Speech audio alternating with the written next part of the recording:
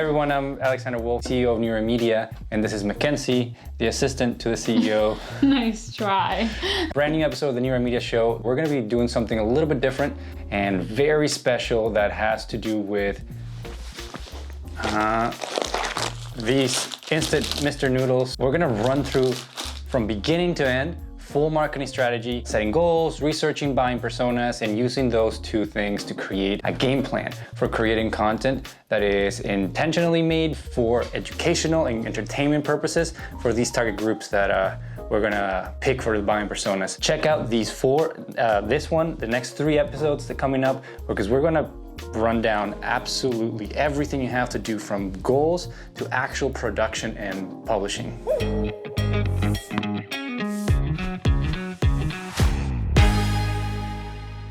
So if you run your business without setting goals, then your business is basically running you. And you'll probably end up exhausted from aimlessly trying to handle everything on the go. According to Edward Locke and Gary Latham, who are leaders in the goal setting theory, goals help motivate us to develop strategies that will enable us to perform at the required goal levels. So accomplishing the goal can either lead to satisfaction and further motivation, or it can also lead to frustration and lower motivation if the goal's not properly set in a way that you can't accomplish it. So it's important to learn how to get proper and realistic goals and how not to set the bar impossibly high, because you want your goals to be realistic.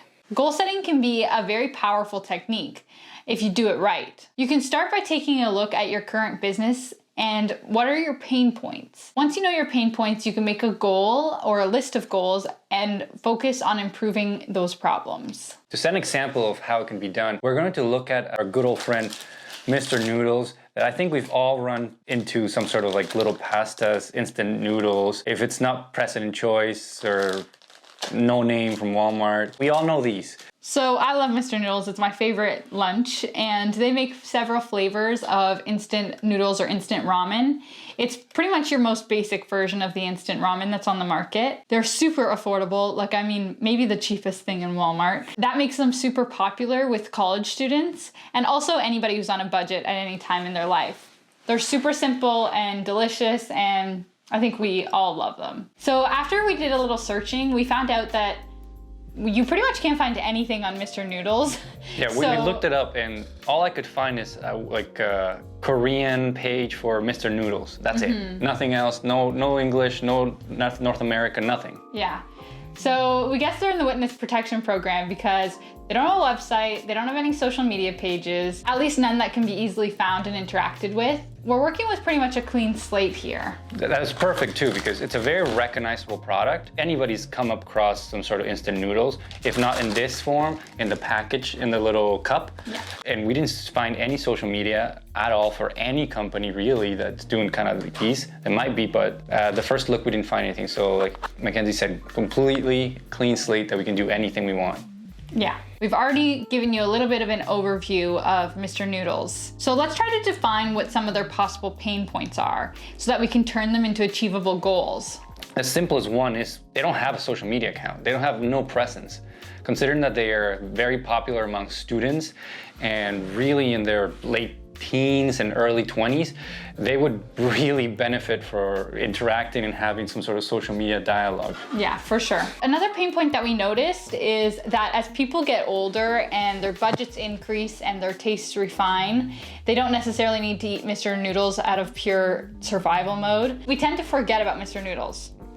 So this means that they have to keep acquiring a new buzz with incoming younger generations so that they can stay relevant and stay popular in the market. So for this company that has absolutely no active channels, it's gonna be pretty easy to set up goals. So I think first goal is easy. Set up some few channels, like TikTok, Instagram, whatever kind of channels where their audience is, so they can interact with their audience. And we want them to introduce themselves to new generations so that they can stay on the top of everyone's mind when they're looking for an instant noodle, even as they grow out of that college phase. So for businesses that are a little more advanced or established in their social media presence, your goals might be a little bit more complex. It might not be as simple as setting up those accounts since you already have them.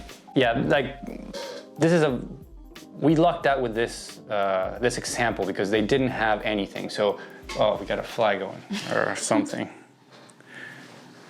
Okay. Okay, let's try. So we lucked out because they didn't have anything. So first step, you can't go complex without doing the first, actually having accounts open. So main goal right now is going to be opening up social media accounts and have some sort of branding, some sort of presence there. But if you already have all that, we would reference the new Rey Media marketing strategy template. What we have on there is that it's a really great starting point to begin to understand your business using a SWOT analysis. Yeah, I think anybody's kind of familiar. If you're in business, if you took any kind of community college, business, anything, they taught you this analysis, and it works for business, it works for your daily life or anything. And the SWOT analysis stands for strength, weakness, opportunities, and threats. We start up with that.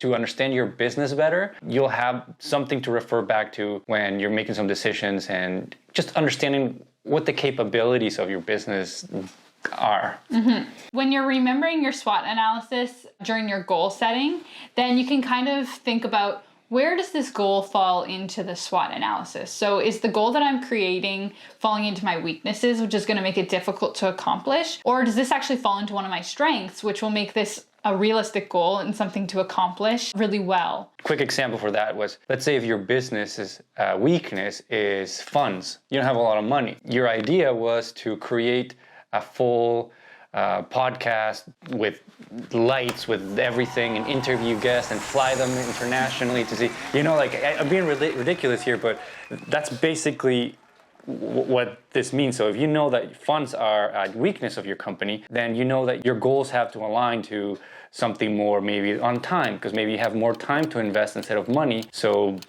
align those goals towards your strengths so you can actually accomplish them. When we go back to Mr. Noodles, the 2 pain points that we've identified are that they're not using social media well to interact, especially with their young adult audience, which is the demographic that they're very popular in. And the second pain point is that they need to find a way to stay relevant and draw in the attention of the new generations, as the people who are buying from them now are going to age out in not that long. So our next point is buyer persona. Who are buying personas, Mackenzie?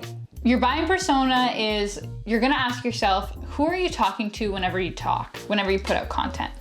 Ask yourself this question. Who is your customer? What do they look like? How old are they? How do they express themselves? And what kinds of channels do they use, or what kind of communication methods do they use? We've said this many times, but it's really, really important. You have to have your buying persona identified, because every ad, every post that you're gonna put out, if you have your buying persona identified and you're really pushing in on that, then it'll be like you're sending out a letter. You're sending something very specific. You know the recipient, you know the direction, and boom, you have a letter. But if you don't have your buying persona and you're just putting posts or content or ads out there, it'll be like putting a message in a bottle. You're not really sure if the person that you want to have it is gonna get it. So how can we identify buying personas? Because this could be brand new to somebody that they don't even understand what that is. How can we go about identifying my buying persona? Yeah, so some of it is research. So you can create a form on your website to gather some of this information, a little area where people kind of put in their email and their address and stuff like that, and you can actually get some information from that. One of the best techniques for defining your buying persona is to do some social media listening. The way you do that is you just scroll through your feed. You find the interactions and you identify what are the most common comments, who's interacting, check out some of the profiles of the people that are interacting with your stuff. And HubSpot has a lot of articles about buying personas, about how to identify it. They even have courses, and they even have a Make My Persona tool, which is completely free to help you understand all about buying personas, and you can make your own so you have a better idea of what your buying persona is. So if, like Mr. Noodles, there's no real activity in your social media feed to do some research on, then you'll have to do some educated guesses. All right, so let's use for this example the HubSpot tool, run it by, because it's very easy, it's very simple. You'll have to probably add more stuff than there is in the tool, because you want to be very specific, but let's start with this. We kind of filled this out thinking of the buying persona we had in mind for Mr. Noodles, and I was a college student, so I know about college students being broke and eating Mr. Noodles every night. So what we identified is that Mr. Noodles is most popular among students in college or university. And often those people are living in dorms or in student housing nearby campus. They're very, very busy with school. So they often have a very small budget for food, and they want foods that have little to no preparation time. When we went through the HubSpot Make My Persona template, this is what we put together. We recommend that when you do this exercise, you're going to put a lot more detail into it because you're talking about your own business. And this is going to be a huge source of information for you. Whenever you want to make content or make business decisions, you'll be able to turn back to this template and you'll be able to keep in mind your buying persona. So when you're making business decisions, you can consider how your decisions are going to affect your audience and your customer using a tool like this. But since we're doing this just as an exercise with Mr. Noodles, bear with us and you'll see what we came up with. All right, now we identified our buying personas and we have to set out some pain points that could be bothering them. So what do you think? First off is that if you've ever lived in student housing, you know that a lot of the time there's not a kitchen at all. And when there is, it's super small and you're missing a lot of appliances. You're pretty much just gonna have a stove and a fridge, and at that, they're very small too. Well, one thing is there's very little room for preparing food, but also means that there's very little room for food storage. So with small fridges in mind, students also want to consider that they don't want to have a lot of food waste or leftovers that they need to find room for. And they also don't want to keep in their kitchen a bunch of stuff that's going to take up a bunch of room. No Costco boxes, that's for sure. And students are typically on a low budget, like we mentioned before. So they have a lot of considerations to make, and honestly, groceries is not going to be the thing they want to spend the money on. They also have very little time to meal prep. So those are all some of the pain points that we have in mind when we're thinking of our buying persona of that kind of young adult and college university student. And I think it gives us a good window, a good example of the kind of pain points that we're looking for an audience. Because you could think, well, how does that really, some of these, how do they relate to what I'm trying to sell them? But in a marketing stand, or even just a business mind frame, you want to understand the person, what their day-to-day challenges are, even if it has nothing to do with your product. Because if you understand them, if you know their mindset, you can create content or even products or messaging that will resonate with them. And we're not just trying to sell. If you're trying to sell just to sell, well, this kind of videos aren't for you. We're trying to really do something good and offer a good product and understand who we're selling to provide them with value, entertainment, and just a good experience with the product. So as many pain points as you can fill into this page, they will pay off in the future. Even, let's say, I don't know, give me a random thing that was very particular towards you when you were in school.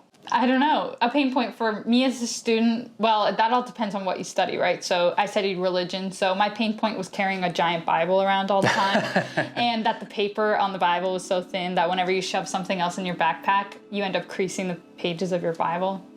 But I don't know how many people can relate to that. But it's a good pain point. Like, it's something real that every day that you were thinking about, and if you create a solution for that adjacent to the noodles, like a perfectly sized Bible holder with your noodles in the front, I don't know, but you know, if you understand who you're making your product for, it's just gonna be revolutionary when you have to do any kind of content or any kind of product development in the future. For sure, and here's the trick. Once you know about the pain points, you know about your buying persona, then you wanna create content that aligns with your goals and with your buying persona. So remember at the beginning we chatted about goals, then we went to buying persona. Now how do we bring that all together? So you did your research and you know what their problems are. Well, now it's time to offer them a solution.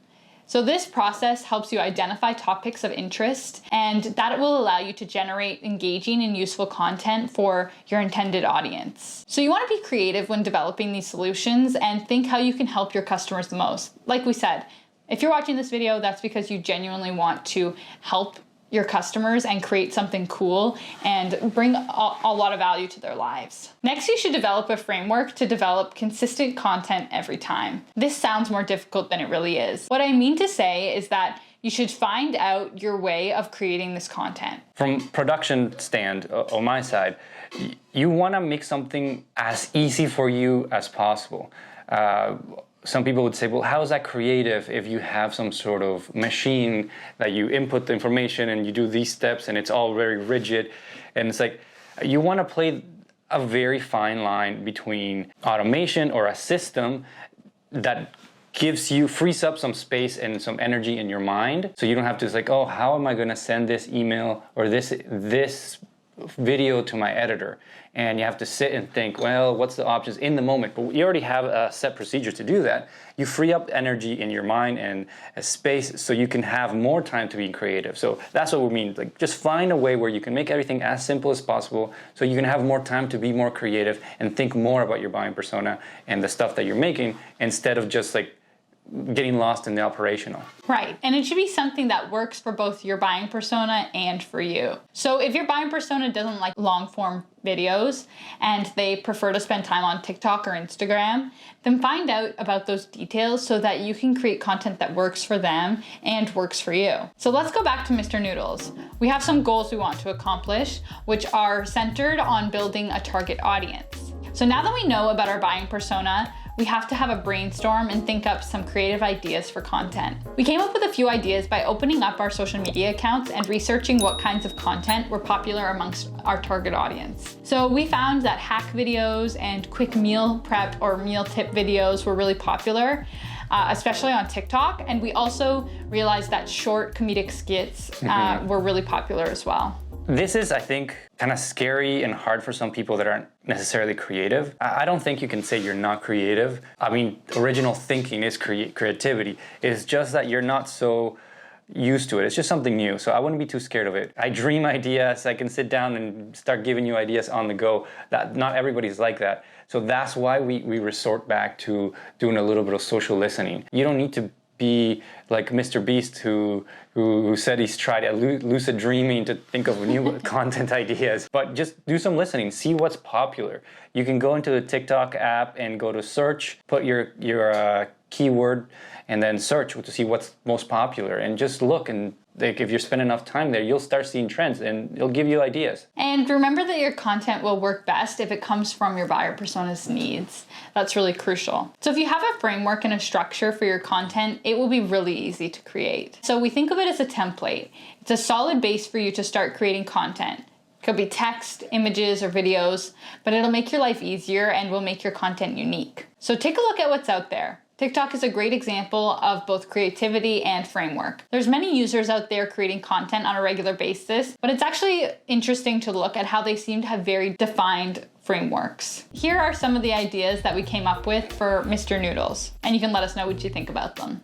The very first idea that we had is something, like I said, adjacent. It doesn't have to be directly talking about your product, but we thought of a Spotify playlist for studying. So we know that one of the pain points for the students is going to be concentration, because they want to have a pass and they don't want to fail out of their course. They want to get through their degree. So if Mr. Noodles wants to have a playlist for students studying, if they have a general buying persona for students, and then they have like smaller buying personas, maybe engineers, what's another very popular degree? Well, it depends on where you are, right? Like if you're up north, it's probably like nursing. And biology. And biology. So if Mr. Noodles wants to have different Spotify playlists for each degree and select music that's better for them to concentrate, like you see where I'm going. So that was our very first idea.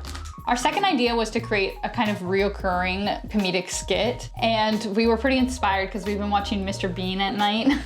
There's a hilarious Mr. Bean scene where he's eating out of his shoe and pulling crazy stuff for his sandwich out of his shirt and out of his pants and everything like that. It's comedic gold, check it out. But we had this idea of a student sitting with another student on the bench, and they're eating noodles, they're talking with each other about the struggles of being a student, and they're sharing a Mr. Noodle that's made on the spot in kind of a hilarious way. So this would be demonstrating how quickly you can make the noodles. So we're actually showcasing one of the benefits of the products, like, hey, you could literally make it while sitting on a bench. Without spelling it out. I think that's huge. Yeah. They're not infographics. No. Not infographics, no, infomercials. They're not infomercials. On the side, it's very indirect, but people absorb it. That's like, oh wow, that was really fast. And it's in the back of their mind. Yeah, and so they're also emotionally connecting with the stressed students that are joking with each other on the bench. And that kind of provides a little emotional or stress release in the video and through the comedic release. And our third kind of idea and suggestion would be making ramen hack videos. I'm sure you've seen these all over TikTok. I love watching them, and I'm normally too lazy to actually do it, but I love to see it. And these hack videos show you how you can add 1 or 2 simple ingredients. Nothing hard, because like we said, there's no room and no money with these students, but how literally adding sriracha and cheese can transform your Mr. Noodles and level it up so that you can take it from like a snack to a full meal, or adding an egg on top. Or a hot dog. Let's be real, yeah, a hot or dog. A hot dog. Anything you want. So we make those kinds of videos, and then again, we're not, like, it's more underlying showing what you can do with Mr. Noodles, but it's also a fun, entertaining video, and that's the primary purpose of the video. So to recap, it's important for us to create content that align with our goals, which are clearly defined. So remember that your goals should be the reason that you're generating content. The second thing is that your buyer persona is as important as your goals at the moment of defining the type of content. So you should create something that appeals to their needs as well as their interests. And the third thing is that we want to make it as easy as possible for you to create content on a regular basis so that you can keep it up and keep up your presence. The most important thing is consistency. So if you make it super elaborate and very complicated to produce, and after you do 2 episodes, you're like, oh, it's too hard, we drop off. That first effort is just gonna be thrown into the wind, and you're wasting time and money. So keep it simple, KISS. And yeah, you wanna make it as simple as possible so you can actually achieve your goals. Goals are no good if they're completely up at the moon. Good. You really wanna stay tuned for these episodes for Mr. Noodles, because in the next one we're going to talk about actually creating the content, and we're going to show you how we do it, how we schedule it, how we organize. If you've ever wondered, how can I have a production company for my business, for my product, these episodes are going to be for you. So thank you for tuning in, and thank you, Mackenzie, for being my very first co-host. Star of the show. Yeah, I mean, we'll let the audience decide. And I'll just try not to eat this Mr. Noodles before we film the next episode. All right, guys. Thank you for tuning in. See you later.